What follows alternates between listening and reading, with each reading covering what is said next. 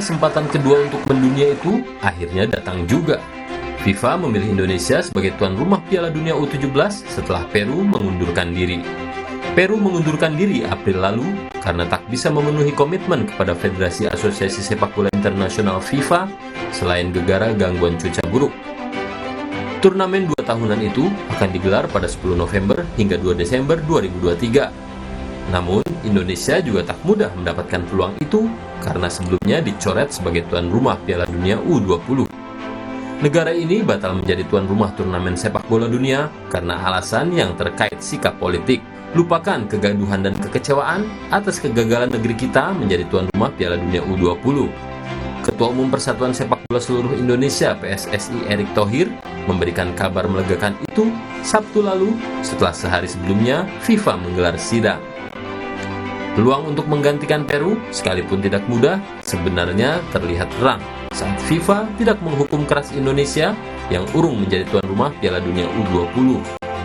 Bahkan, FIFA memberikan kesempatan kepada PSSI mentransformasikan sepak bola nasional serta menggelar 2 pertandingan persahabatan antara tim nasional Indonesia dan tim nasional Palestina dan Argentina. Sebanyak 22 stadion di daerah kini sedang direnovasi pula. Setelah adanya kepastian dari FIFA, Erick pun mengatakan, untuk bisa menyukseskan event yang sangat berharga ini, kita harus menunjukkan kepada dunia bahwa kita bangsa yang besar dan bersatu. Dia juga meminta pemerintah pusat dan pemerintah daerah bersepakat dan konsekuen mendukung penyelenggaraan Piala Dunia U17. Apalagi Israel tidak menjadi salah satu negara peserta. Sampai saat ini sudah 20 negara, termasuk Indonesia, dipastikan menjadi peserta Piala Dunia U17. Masih ada 4 tempat lagi yang kini diperebutkan oleh 8 negara Asia.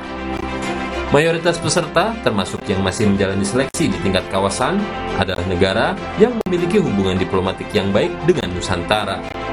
Menurut Presiden Joko Widodo, penunjukan Indonesia sebagai tuan rumah Piala Dunia U17 yang bermakna juga kesempatan bagi tim nasional berlaga di kejuaraan sepak bola dunia tidak hanya layak disyukuri, tetapi juga perlu dijawab dengan sungguh-sungguh. Kepercayaan yang diberikan internasional, kepercayaan yang diberikan FIFA haruslah disambut dengan persiapan yang betul-betul.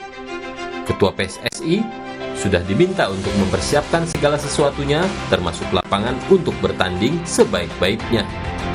Tentu PSSI dan pemerintah tak bisa sendirian menyiapkan pergelaran besar itu. Dukungan dari rakyat tak bisa ditinggalkan, sebab 24 tim yang berlaga pada kejuaraan yang menjadi sumber pesepak bola dunia itu akan disebarkan di beberapa daerah.